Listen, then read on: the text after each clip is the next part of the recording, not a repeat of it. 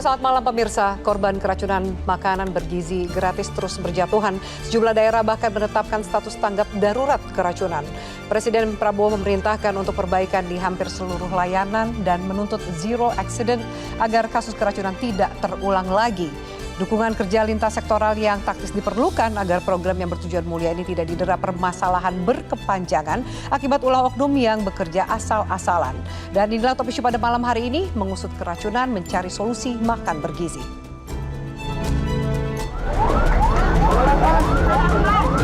Ini tuh terlalu kayak bau, terus tabunya tuh kayak ada rasa tapi kayak mau busuk gitu, terus tapi tetap makan karena saya lapar, soalnya saya kiranya ini sehat nggak apa-apa, ya udah aku makan.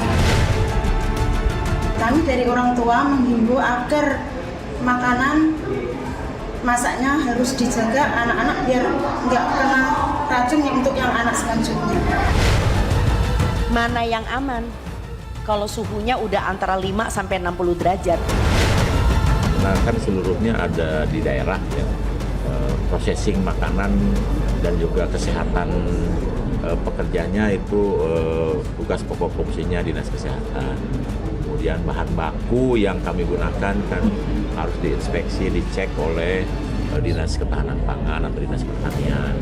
Kemudian keselamatan kerja, bangunan dan lain-lain untuk mencegah kebakaran kan damkar dan lain sebagainya. Tapi itulah contohnya. Saya kira nanti pemerintah daerah akan membentuk tim untuk itu, untuk mengawasi kami. Kemudian penyajiannya seperti apa, itu semua sudah kita sepakati lah bahwa nanti akan kita bantu bersama-sama agar tidak terjadi lagi seperti ini. Agar anak-anak Indonesia mempunyai keadilan dalam pemenuhan gizi. Tapi tidak kami duga, ternyata saat ini luar biasa masalah yang terjadi. Saudara-saudara sekalian, sampai hari ini sudah menjelang 30 juta penerima manfaat. 30 juta anak dan ibu-ibu hamil tiap hari menerima makanan. Bahwa ada kekurangan, iya. Ada keracunan makan, iya. Kita hitung dari semua makanan yang keluar, penyimpangan atau kekurangan atau kesalahan itu adalah 0,00017%.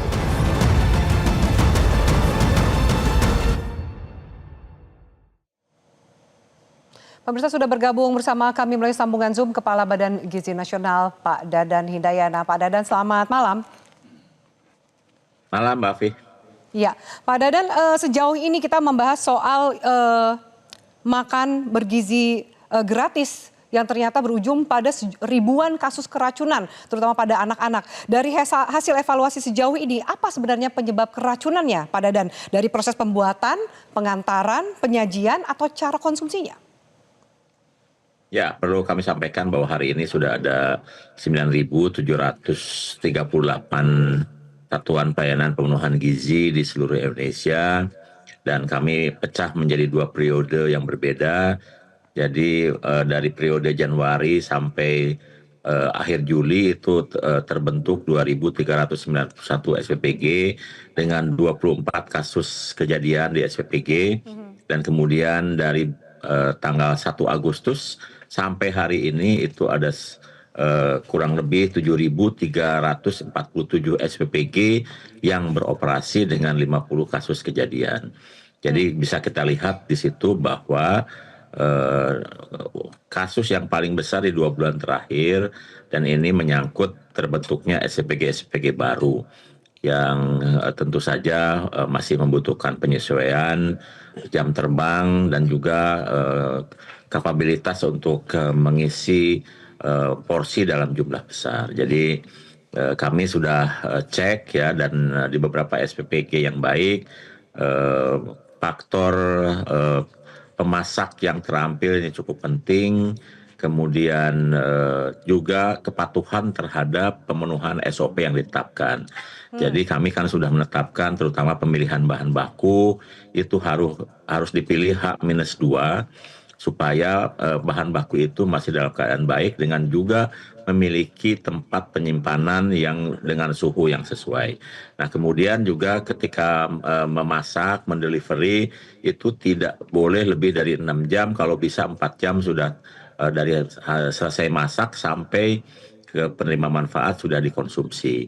Nah, beberapa kejadian di contohnya di Bandung Barat ya itu kita sudah bisa melihat bahwa SOP itu tidak dipenuhi dengan seksama. Kenapa? Karena bahan baku yang dipilih itu bahan baku yang lebih dari H-2. Jadi belinya hari Sabtu, dia masaknya hari Rabu. Jadi itu sudah cukup lama. Kemudian Dan yang tidak ada yang kedua, mengawasi gitu Pak? Contoh yang di Bandung Barat Pak, ketika bahan baku yang tadi Bapak jelaskan dibeli H-2, lalu diolah dan disajikan ke anak-anak, tidak ada pihak yang mengawasi itu? Ya gini, kita kan begini, kita percaya dengan KSPPG yang kita tempatkan itu, harusnya dia menjadi partner mitra yang bersama-sama mengambil keputusan. Jadi ini yang membuat kami cukup geram juga, kenapa kami sudah tempatkan KSPPG yang sudah kami latih itu, makanya tadi saya sampaikan ini banyak terjadi pada SPPG yang baru, di mana jam terbangnya kurang.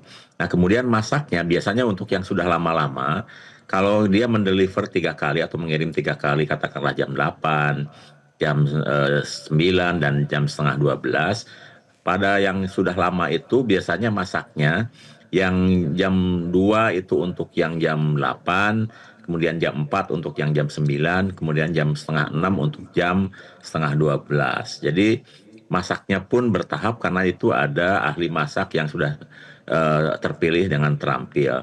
Nah yang di Bandung itu masaknya jam 9 malam, kemudian jam 3 sudah dipaleting, sudah disiapkan, kemudian dikirim ke 3 waktu yang berbeda. Jadi ada anak-anak itu yang mengkonsumsi lebih dari 12 jam setelah masak. Makanya tidak heran di Bandung itu kemudian terjadi kejadian. Tapi kan itu logika umum ya Pak. Kalau di hire SPPG yang Bapak katakan ahli gizi yang profesional, yang Bapak jelaskan itu kan logika umum. Tidak mungkin anak-anak sekolah mengkonsumsi makanan yang sudah dibuat dini hari sebelumnya.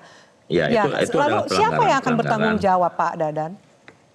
Ya tentu saja akhirnya KSPPG dengan seluruh komponen dan mitranya akan kena sanksi terkait dengan ini, makanya kita stop ya, karena itu tidak mematuhi patokan yang sudah kita buat.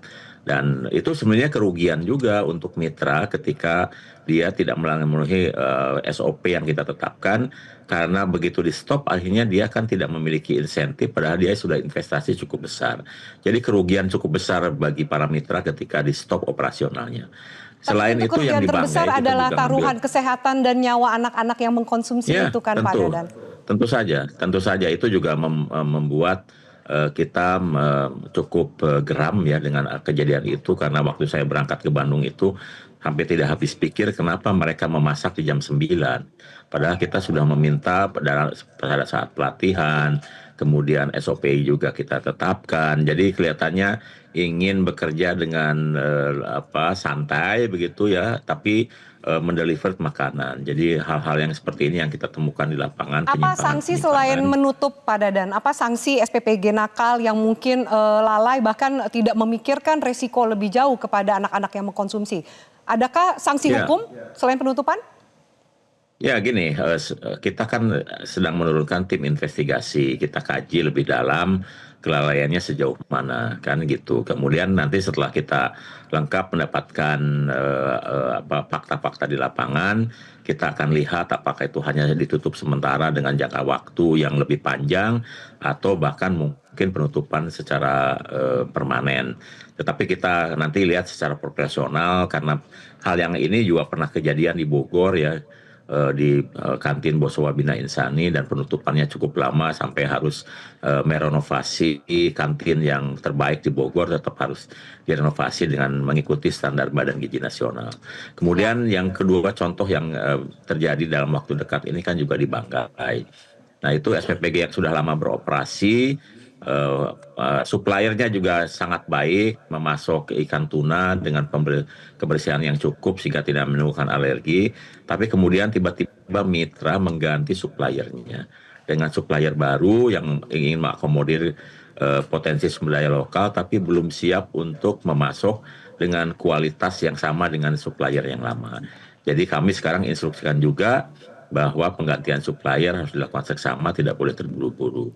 Nah, hari ini karena budget, kita Pak, mendapat pergantian supplier itu, Pak, karena anggaran, kemudian tentu SPPG mencoba juga untuk mencari profit sebagai penyedia makan gizi gratis ini. Bukan, apakah ada permasalahan anggaran?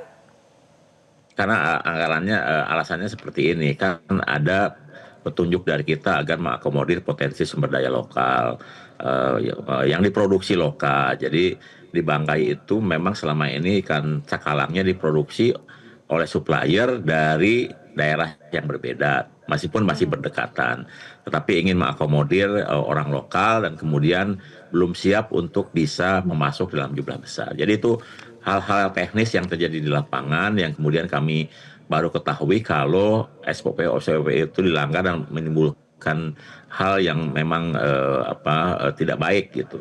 Nah, kemudian kami ini hari ini bertambah SPPG sampai 600 SPPG yang baru berjalan. Kami kemarin sudah kumpulkan dari kejadian-kejadian itu. Kami minta seluruh SPPG tidak boleh untuk pertama kali memasak lebih dari 1.000 porsi. Jadi mereka harus dilakukan secara bertahap, mengikuti SOP yang diterapkan, dan jangan sampai ada kejadian lagi yang diberitakan dan bahkan menimbulkan korban. Karena setiap kali ada kejadian kan ada anak yang tersakiti atau penerima manfaat yang tersakiti. Setiap kali kejadian kan juga ada orang tua yang khawatir ya. Setiap kali kejadian juga ada kepercayaan publik yang tergores. Jadi kami minta kepada seluruh KSPG yang ada dan juga seluruh mitra untuk bersama-sama menjaga kepercayaan semua pihak termasuk penerima manfaat, orang tua dan publik. Baik, Pak Dadan, salah satu yang juga disoroti adalah menu yang disajikan untuk anak-anak. Saya angkat surat dari BGN tanggal 26 September 2025 soal penggunaan UPF atau Ultra Processed Food. Mengapa masih tercantum? Mengingat juga banyak ahli gizi dan juga para orang tua yang tidak ingin anaknya mengkonsumsi Ultra Processed Food. Meskipun Anda tambahkan harus diproduksi secara lokal. Mengapa itu masih pangan ultra processed food masih masuk ke dalam menu, masih diperbolehkan?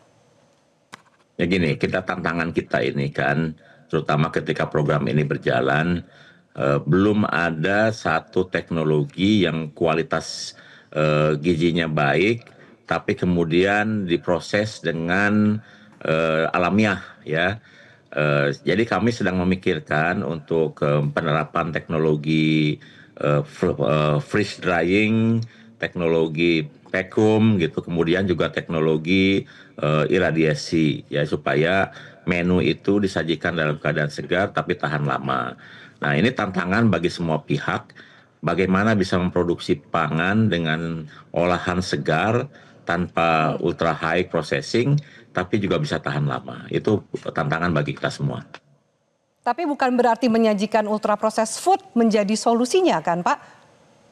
Nggak gini, dari sisi karena gizi juga tidak sesuai dengan target itu, dari MBG sendiri. Ya, menu itu kita gunakan untuk dua hal.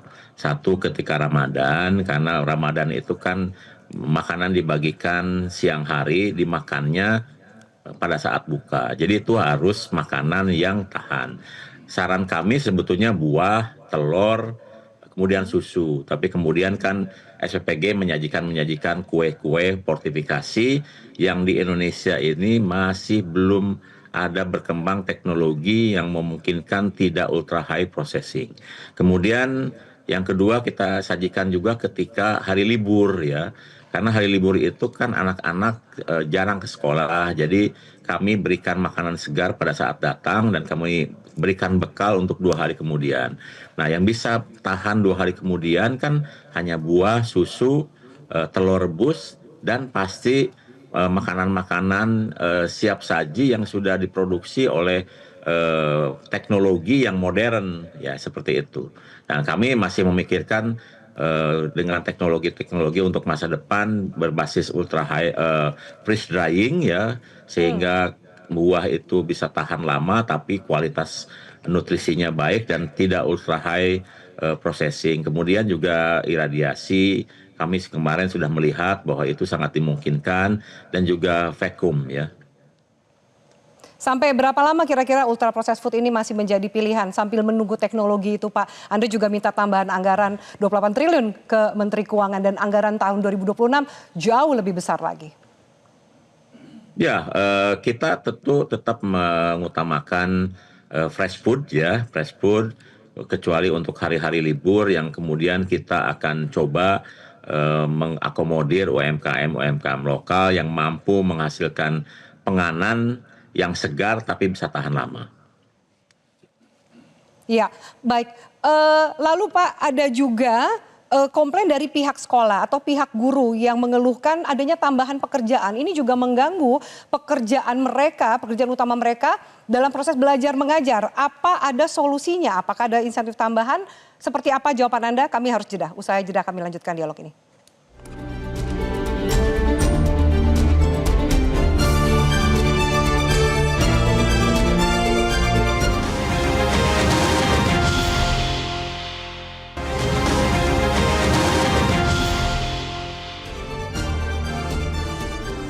Ya, baik pemirsa, kami masih bersama dengan Kepala Badan Gizi Nasional Pak Dadan Hindayana. Pak Dadan, sebelum jeda tadi saya sempat menanyakan ada keluhan dari pihak guru dan sekolah yang bahkan menyebut diri mereka sebagai budak dari MBG karena mereka mendapatkan tambahan pekerjaan. Apa solusi bagi mereka? Ya, sebetulnya ini kan sesuatu yang harusnya sudah diberikan lama, karena waktu pilot project itu kita tidak hanya memberikan tambahan operasional kepada yang membantu seluruhnya, termasuk juga makan bergizinya untuk guru-guru agar mereka bisa makan bersama-sama di kelas. Ini di tingkat operasional kadang-kadang takut-takut dengan hal yang demikian. Oleh sebab itu, setelah kami kemarin rapat koordinasi di bawah Menko Pangan, kami langsung buat edaran bahwa seluruh pihak yang membantu termasuk di sekolah akan diberikan insentif yang memadai, karena sebetulnya itu sudah bisa dikeluarkan dari biaya operasional. Siapapun yang membantu program makan bergizi di level paling bawah bisa dibiayai dari biaya operasional. Contoh misalnya ketika kami menyalurkan makan bergizi kepada ibu hamil, ibu menyusui anak balita, dan kami kirim ke posyandu, kemudian dari posyandu kan dikirim ke rumah masing-masing oleh kader posyandu. Itu kami berikan insentif juga. Demikian juga nanti dengan petugas sekolah, penjaga sekolah, itu kami sudah keluarkan surat edaran agar yang di bawah tidak takut-takut dengan mengeluarkan uang. Jadi siapapun yang membantu Badan Gizi menyukseskan program ini pasti kami hargai dengan baik. Pak Dadan, lalu kemudian kita lihat dengan tingginya angka kasus keracunan dan begitu masifnya pemberitaan. Ada juga kepala daerah, baik provinsi maupun kabupaten kota, yang memutuskan untuk moratorium atau pemberhentian sementara pemberian makanan ini kepada anak-anak. Jadi apakah MBG ini menjadi sebuah pilihan? Bagaimana Anda meyakinkan para kepala daerah, kemudian juga para orang tua bahwa MBG ini layak untuk dikonsumsi? Ya, Anda jangan salah paham juga. Yang melakukan moratorium itu adalah untuk SPG yang melakukan masalah. Seperti di Bandung Barat, kemudian daerah-daerah yang mengalami kejadian, mereka menyetop, itu kan sama dengan kebijakan Badan Gizi. Kami juga pasti menyetop seluruh SPG yang mengalami kasus, karena ini juga untuk kehati-hatian kami. Kami pernah mengalami misalnya di Kupang ya, ini kejadian kemudian hari berikutnya kami stop, dan kemudian syukur kami stop karena ini juga bentuk kehati-hatian. Ternyata 10 hari kemudian di sekolah yang sama keracunan tanpa ada MBG. Jadi menyetop MBG itu bukan hanya untuk analisis kami, evaluasi kami, memperbaiki prosedur, tapi juga untuk aspek kehati-hatian, karena bisa saja ada satu kejadian di suatu daerah itu sedang memang ada wabah, dan kemudian ada keracunan makanan yang bisa saja bukan hanya dari MBG. Jadi itu langkah kami. Demikian juga kami sekarang sudah berkoordinasi dengan pemerintah daerah.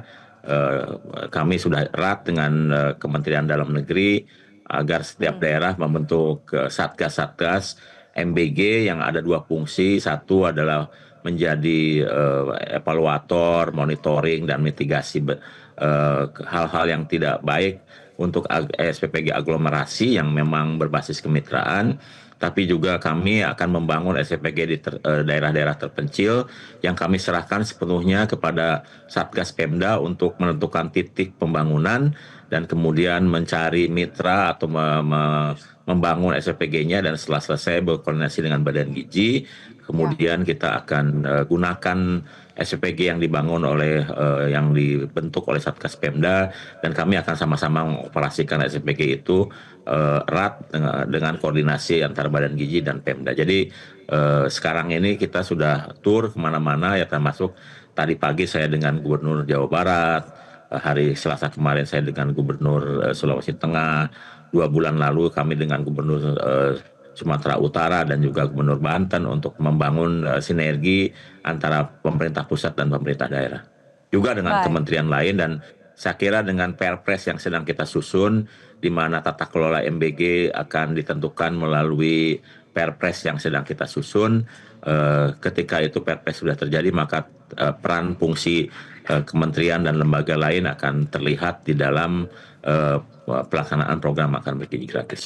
Pak Dadan, kalau kemudian ada juga banyak saran, jadi SPPG itu tetap akan diteruskan ya Pak? Karena mengingat mungkin setiap daerah punya tantangannya masing-masing. Ada yang menyarankan mungkin bisa memberdayakan kantin sekolah, atau bahkan diberikan kepada orang tua yang lebih tahu untuk mengolah makanan yang bisa dikonsumsi dan aman bagi anak-anaknya. Apakah SPPG itu akan terus dilanjutkan?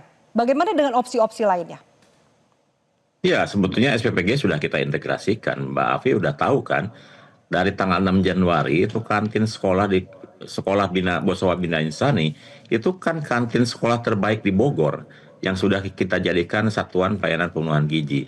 Jadi bukan usul baru, itu sudah kami terapkan. Dan Mbak Afi tahu kan bahwa di sana terjadi keracunan, dan keracunan terhebat itu justru di Bogor, di kantin sekolah itu. Jadi ini bukan masalah terkait dengan siapa yang melakukan, tapi bagaimana melakukan processing makanan tersebut.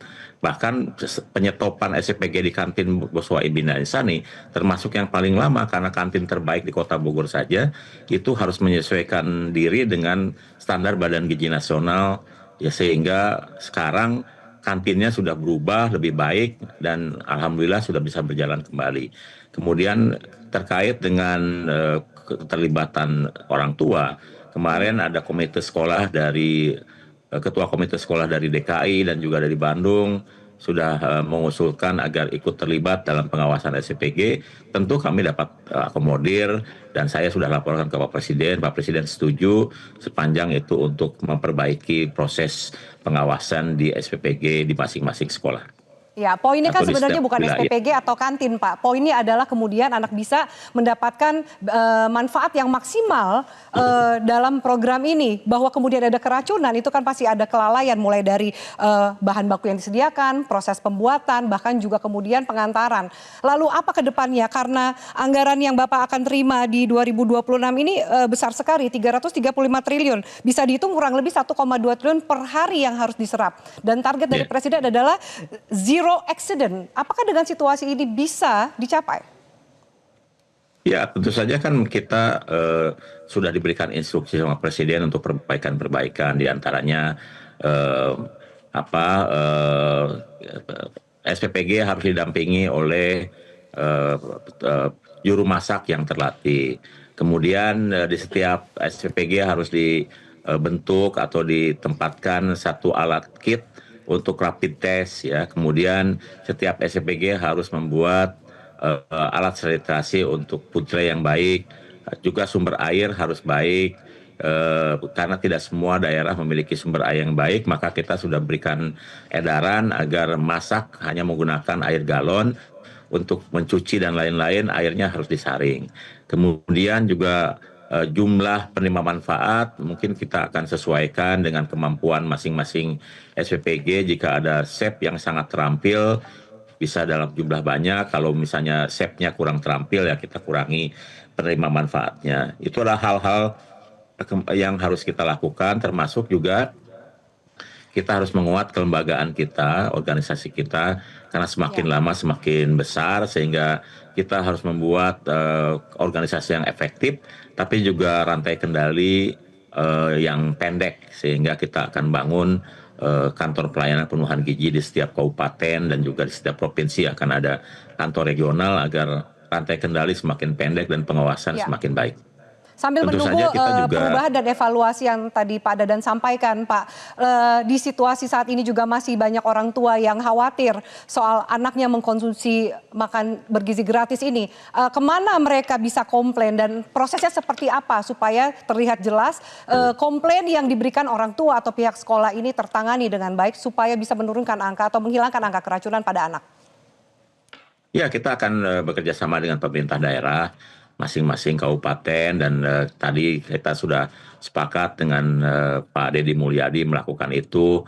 Bahkan ada bupati yang sudah berinisiatif membuat pemantauan berapa SPPG yang operasi di kabupaten tersebut, bahkan bisa menunjukkan menu apa yang dimasak hari itu dengan layanan-layanan pengaduan. Kita semakin lama akan semakin erat bekerja dengan pemerintah daerah, karena ini juga bagian yang tidak terpisahkan dari pembangunan SDM di daerah dan juga pembangunan potensi sumber daya lokal yang tentu saja itu ada di daerah masing-masing. Jadi saya kira kita akan bekerja sama erat dengan pemerintah daerah untuk melaksanakan program ini, dan oleh sebab itu pengaduan-pengaduan akan lebih pendek diterima oleh penerima manfaat dan juga akan lebih cepat memberikan reaksi, termasuk mitigasi dalam keadaan darurat. Di situasi yang saat ini anak-anak masih menderita keracunan, siapa yang bertanggung jawab, Pak? Mungkin dari sisi pembiayaan pengobatan mereka sampai mereka bisa pulih dan mengikuti program belajar mengajar kembali. Ada dua metode yang kita terapkan dan ini sudah dua-duanya kita laksanakan. Ketika suatu pemerintah daerah menetapkan KLB, maka itu adalah mekanisme pemerintah daerah akan pembiayaan ditanggung oleh pemerintah daerah melalui asuransi. Nah, bagi daerah-daerah yang tidak menetapkan KLB, seluruh biaya yang terjadi di lapangan kan resiko Badan Gizi Nasional. Jadi tanggung jawab ada di pemerintah, baik itu pemerintah pusat maupun pemerintah daerah. Tergantung mekanisme yang ditetapkan oleh pemerintah daerah. Kalau pemerintah daerah menetapkan KLB, maka itu otomatis pendanaan akan dibiayai di daerah, tapi kalau tidak ditetapkan KLB, Badan Gizi yang menghandle semua biaya pengobatan. Baik, Pak Dadan, ada yang mau disampaikan kepada publik untuk meyakinkan bahwa EBG ini bisa berjalan dengan baik sesuai dengan target, terutama mungkin bagi para anak sekolah yang menjadi korban keracunan dan para orang tua mereka? Ya, pertama kami menyampaikan permohonan maaf bagi penerima manfaat, orang tua dan masyarakat yang mengalami kejadian, karena kami sadari setiap kali ada kejadian kan ada yang tersakiti, setiap kali kejadian ada orang tua yang khawatir, setiap kali kejadian ada kepercayaan publik yang tergores. Kami tentu saja berbuat yang terbaik untuk meningkatkan kualitas SDM Indonesia masa depan, karena kita tahu bahwa 60% anak Indonesia tidak memiliki akses yang baik terhadap gizi menu seimbang, dan 60% anak Indonesia tidak pernah minum susu karena tidak mampu beli susu. Kami hadir di tengah-tengah masyarakat untuk meningkatkan akses terhadap menu gizi seimbang, memberikan susu kepada penerima manfaat, untuk menciptakan generasi emas yang berkualitas agar tumbuh sehat, kuat, cerdas, dan ceria. Jadi kami berusaha sebaik mungkin agar kejadian-kejadian ini tidak menimbulkan goresan kepercayaan yang menurunkan kepercayaan terhadap kami, dan kami berjanji untuk berbuat yang terbaik. Pak Dadan, jika ternyata angka keracunan semakin tinggi, evaluasi tidak dilakukan dengan baik, apakah Anda berani untuk mundur dari posisi Anda sebagai Kepala Badan Gizi Nasional saat ini? Ya, saya kan menjabat diperintah dan diminta oleh Pak Presiden. Nanti ketika Pak Presiden melihat bahwa mungkin perlu ada penyegaran di organisasi, saya siap melakukan apapun. Baik. Baik, Pak Dadan, terima kasih banyak untuk wawancara kita di Top Issue pada malam hari ini. Terima kasih. Dan pemirsa, kami akan lanjutkan diskusi ini usai jeda. Tetaplah bersama kami di Top Issue.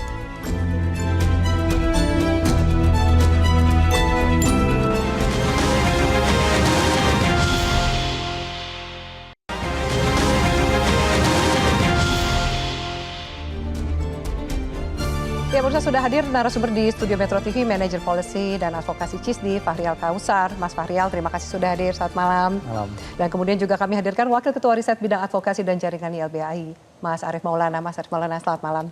Terima kasih sudah hadir. Tadi kita sudah dengarkan bagaimana jawaban dari Kepala BGN Pak Dadan Hindayana gitu. Data dari CISDI bahkan angka korban anak-anak yang keracunan ini jauh lebih tinggi. Jedanya sekitar 2.000 lebih ya. Nah, dengan sekarang Presiden memberikan atensi, apa yang sebenarnya perlu dilakukan untuk menurunkan, bahkan mungkin menghilangkan angka anak-anak menjadi korban keracunan itu? Iya, baik. Mungkin pertama-tama saya menarik ya dengar pernyataan dari Pak Dadan sebelumnya, karena banyak akan termasuk juga terkait dengan fundamentalnya, payung regulasi dari MBG ini sendiri. Bayangkan 10 bulan program ini berjalan dengan anggaran yang diberikan 71 triliun, lalu payung regulasinya sampai hari ini belum ada. Padahal apa sih pentingnya payung regulasi gitu? Kita nggak bisa cuman melihat payung regulasi itu pentingnya hanya ya udah sebatas dokumen normatif aja, yang hanya peraturan, perpres atau apapun itu. Tapi kan di dalamnya sebenarnya mengatur terkait dengan pertama objektif dari program MBG ini apa sih? Karena sampai hari ini sebenarnya kita kan masih belum jelas ya objektif dari MBG ini apa. Seringkali disebut sebagai pengentasan stunting, kadangkala perbaikan gizi, kadangkala terkait dengan perputaran ekonomi, kadangkala terkait dengan ya kita nggak tahu. Tapi gitu. Semua itu kan bisa masuk sebenarnya dalam program bisa, sangat bisa. Tapi kan bagaimana itu secara eksplisit disebutkan di dalam payung regulasi itu sebuah sesuatu yang penting seperti itu. Dan ditambah di dalam payung regulasi itu juga mengatur tentang misalnya koordinasi lintas sektor. Kita lihat hari ini, misalnya pemerintah daerah itu pelibatannya sangat minim sejak awal. Kita bisa bayangkan ketika kasus keracunan terjadi, pemerintah daerah, dinas kesehatan, puskesmas itu baru dilibatkan. Mereka jadi kayak semacam tukang cuci piring gitu. Padahal sudah rame baru diajak gitu ya. Betul. Padahal kan peran mereka bisa difasilitasi sejak awal, mulai dari perencanaannya, lalu juga mulai monitoring dan evaluasi gitu. Jangan cuma dilibatkan saat akhir saja gitu. Karena mereka sendiri akhirnya pontang-panting. Karena misalnya nakes di puskesmas tentu terbatas. Lalu juga kapasitas pemerintah daerah tadi untuk menerbitkan sertifikat dan lain sebagainya juga dalam waktu yang sangat singkat, saya membayangkan bagaimana tekanannya sertifikasi besar, itu muncul dalam 1 bulan. 1 bulan ini kan yang diberikan oleh BGN untuk SPPG ini memiliki sertifikasi yang higienis dan layak itu. Itu mungkin barangkali bisa dijawab oleh teman-teman dari Dinas Kesehatan ya, apakah itu mungkin atau tidak. Dan juga kami sih justru khawatir ada tekanan-tekanan yang diberikan kepada teman-teman dinas supaya sertifikat itu hanya menjadi administratif aja gitu. Ya udah yang penting ada sertifikatnya terpenuhi lalu abis itu jalan gitu. Padahal kan kita ketahui, bayangkan 10 bulan program berjalan ada 8.000 lebih SPPG yang tidak atau belum mengantongi SLAS. Itu kan sebuah keanehan gitu karena berarti selama ini tidak dijadikan syarat wajib untuk verifikasi. Lalu siapa yang berhak mendapatkan atau menjadi tempat SPPG ya? Betul, betul. Siapa karena saja nih? Standar apa? Kita kan jadi bertanya-tanya, standar apa yang sebenarnya selama ini digunakan? Bagaimana proses verifikasinya? Kok bisa dapur-dapur ini tanpa tadi sertifikat SLHS ya udah jalan dulu aja. Ini kan sama aja bermain dengan nyawa anak-anak ya. Kita melihat di Kabupaten Bandung Barat sampai 1.300 korbannya gitu. Dan kalau misalnya ngedengar dari Kepala UPTD Labkesda itu kan ada kontaminasi dari salmonella di dalam komponen karbohidrat di dalam menu MBG-nya gitu. Di mana itu bisa terjadi karena berbagai macam faktor ya. Misalnya karena terlalu lama, tadi kan sudah dijelaskan juga oleh Pak Dadan gitu. Ya. Kita jadi bertanya-tanya juga, kenapa sih desainnya ngotot sekali harus dengan dapur sentral? Karena tadi harus disiapkan dari jam 12 malam, Mbak. Bayangkan, memasak lalu paginya langsung didistribusikan, lalu anak-anak mungkin baru makan di antara pagi sampai siang. Itu kan udah pasti banyak. Lebih dari 10 jam lah itu. Betul, makanan. Itu udah sangat lama gitu. Dan banyak faktor-faktor yang bisa menyebabkan bahwa itu makanannya akhirnya terkontaminasi gitu. Padahal sudah banyak praktik-praktik, kemarin juga sempat ditulis oleh salah satu jurnalis di Kompas, di media lain, bahwa bagaimana sebenarnya ada praktik-praktik terkait dengan dapur kantin sehat di sekolah, di SD Muhammadiyah, itu sudah berjalan dengan baik 10 tahun. Lalu tiba-tiba diminta untuk berhenti atau dalam tanda kutip didisrupsi oleh program MBG gitu. Oke, nah kemudian Mas Ari kalau tadi dijelaskan sebenarnya payung hukum itu penting sambil menunggu perpres perbaikannya seperti apa. Tapi kan ini anak-anak ini kan sudah berjatuhan ya. Dan kita bersyukur mungkin nggak ada kehilangan nyawa. Tapi kan juga orang tua, sekolah, bahkan anak-anak sendiri kan merasa khawatir. Ada yang bahkan sempat mengadakan lalu siapa yang bertanggung jawab? Bisakah kemudian para orang tua yang anaknya menjadi korban menuntut BGN misalnya? Apakah ada celah itu? Iya, saya pikir persoalan keracunan ini bukan hanya persoalan hukum biasa ya. Dan pertanyaan Mbak Afia tadi adalah apakah masyarakat gitu ya, terutama orang tua dan juga anak yang menjadi korban, anak-anaknya menjadi korban itu bisa mengajukan upaya hukum? Tentu saja bisa ya. Tentu saja bisa. Kenapa? Karena ini kaitannya dengan tanggung jawab hukum ya terhadap sebuah kebijakan yang kebetulan ini MBG yang memang mengakibatkan kerugian bagi warga negara. Nah, tergantung tuntutannya mau ganti rugi material, ya itu misalkan bisa menggugat melalui perbuatan melawan hukum, class action gitu ya, atau kemudian justru yang menurut saya lebih penting adalah bagaimana menggugat kebijakan MBG yang digugat adalah kebijakan ya. Iya, yang kemudian direncanakan dengan asal-asalan, ya, kemudian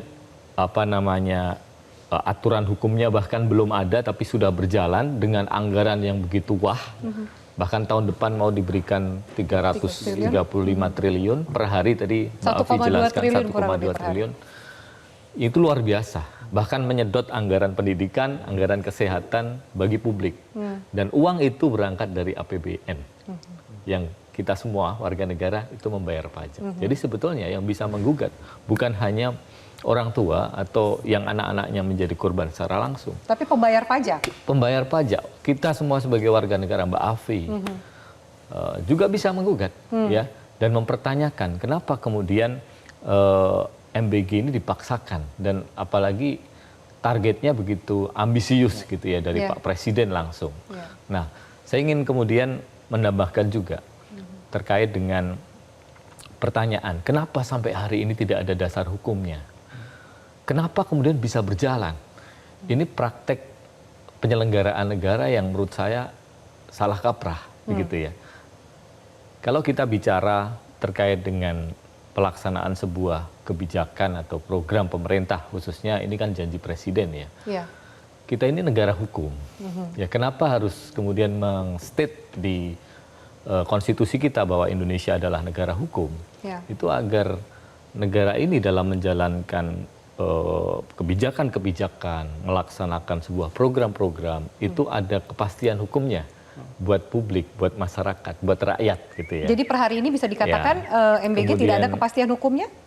Kemanfaatan dan keadilan bagi masyarakat. Kalau menurut saya tidak ada. Ya, kenapa? Karena Undang-Undang Administrasi Pemerintahan, yaitu itu memberikan penegasan bahwa dalam penyelenggaraan pemerintahan itu ada 3 prinsip dalam administrasi pemerintahan. Pertama adalah asas legalitas. Harus ada dulu dasar hukumnya yang jelas, begitu ya. Kemudian yang kedua, itu adalah asas menegakkan, menghormati, melindungi hak asasi manusia. Dan yang ketiga adalah asas-asas umum pemerintahan yang baik. Asas-asas umum pemerintahan yang baik ini bicara soal tujuannya harus jelas, ya. Institusi yang melaksanakan tuh harus sesuai dengan tupoksinya. Kalau tadi Cisti bilang bingung juga tujuannya yang mana gitu ya. Dan dan bahkan kemudian keadilan, non diskriminasi. Baik. Nah, saya tidak melihat prinsip penyelenggaraan pemerintahan yang kemudian diatur dalam Undang-Undang Administrasi Pemerintahan itu dilaksanakan dalam program MBG. Oke, saya harus jeda Mas Arief. Kita lanjutkan sesaat lagi dengan catatan dari Mas Arief dan juga Mas Fahrial. Lalu beberapa upaya evaluasi yang dilakukan. Haruskah kemudian MBG dihentikan dulu atau kemudian berjalan dengan situasi perbaikan ke depan? Kami lanjutkan pemirsa. Tetaplah bersama kami.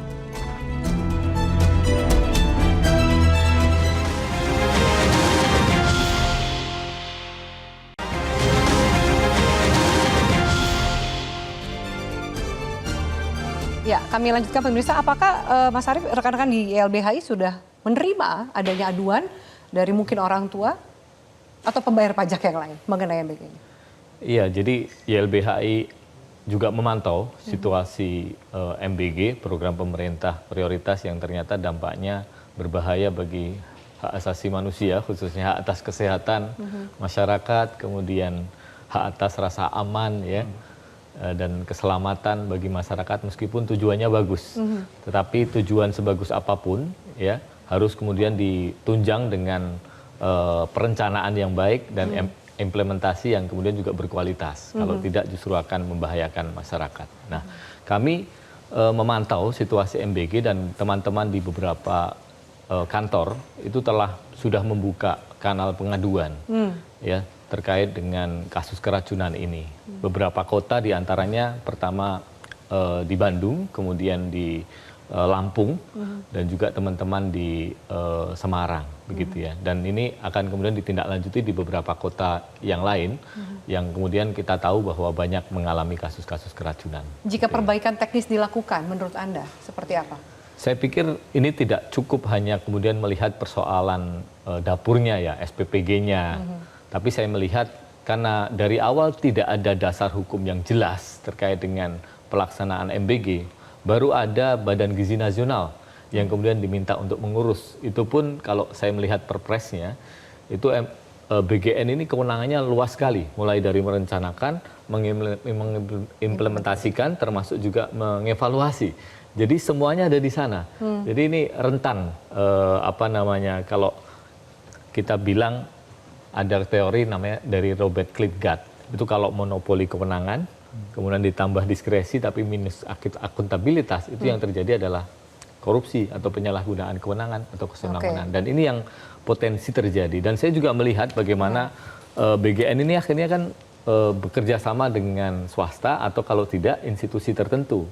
Dan yang menarik adalah yang terlibat adalah TNI, Polri, dan BIN. Termasuk yang mengisi struktur organisasi? Termasuk yang mengisi struktur organisasi dari 10 pimpinan, itu 5 purnawirawan. Pertanyaannya adalah, apakah background ini dengan segala hormat ya, beliau-beliau ini cukup untuk kemudian mendukung pelaksanaan berkontribusi MBG, positif lah ya. Dan jadi pertanyaan ya? juga adalah, Tentara Nasional Indonesia, kepolisian, itu tupoksinya bukan untuk mengurusi makan bergizi gratis seperti ini. Mereka itu profesional untuk kemudian menjaga pertahanan dan juga keamanan. Lalu kemudian Mas Fahrial, catatannya gitu, kita kritisi dari strukturnya, kita kritisi dari teknisnya.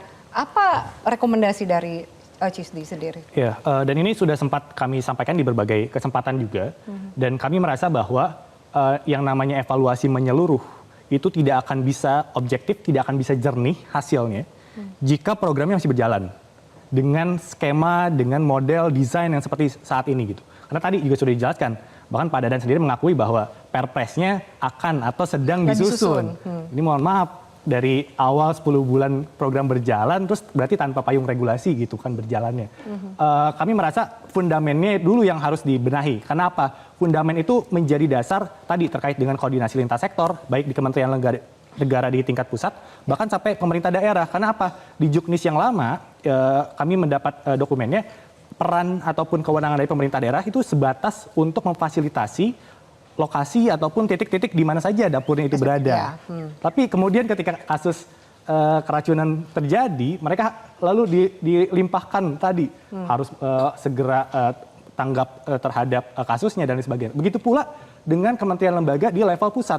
Karena bayangkan bahwa kerjasama atau koordinasi antara BGN dengan BPOM atau BKKBN itu hanya dilandasi oleh MOU. Dua belah pihak, bayangkan. Karena absennya dari peraturan presiden atau payung regulasi ini, jadi koordinasi lintas sektornya hanya dilandasi oleh MOU. Yang mana nanti kemarin juga waktu RDP bersama DPR, BPOM juga mengeluhkan hal yang sama. Bahwa mereka mengeluh bahwa hanya dengan MOU, mereka tidak punya kewenangan, tidak punya resource untuk tadi membantu di lapangan gitu. Karena tadi apa yang bisa dilakukan hanya dengan berlandaskan MOU gitu. Apa pilihan bagi para orang tua jika situasi seperti ini? Sebenarnya tentunya orang tua perlu lebih sadar, perlu lebih berdaya. Tentu tadi juga sudah dijelaskan oleh Mas Arief ya. Bahwa kita mungkin bukan cuma sebagai orang tua ataupun misal kakak dan lain sebagainya, tapi sebagai pembayar pajak. Ini uang yang sangat besar. Uang pajak kita digunakan untuk program yang belum ada payung regulasinya. Yang belum ada hasil evaluasinya seperti apa kemarin. Dan lalu ini ngotot untuk ditambahkan anggarannya 335 triliun. Jadi harus dihentikan dulu sampai semua prosesnya selesai. Dan saya kira DPR juga punya tanggung jawab besar, Mbak. Bagaimana mungkin kemudian tidak ada payung hukumnya, tapi kemudian diloloskan anggaran 335 triliun. Seperti apa pertanggungjawaban dari Ya. para wakil rakyat? Terima kasih banyak Mas Arief, Mbak Farial untuk diskusi kita pada malam hari ini, dan pemirsa terima kasih atas atensi Anda. Kita nantikan seperti apa evaluasi yang akan dilakukan oleh BGN dalam program makan bergizi gratis ini ke depan. Kita harapkan tidak ada lagi nyawa atau kemudian kesehatan anak-anak yang tergadaikan. Selamat malam, sampai jumpa.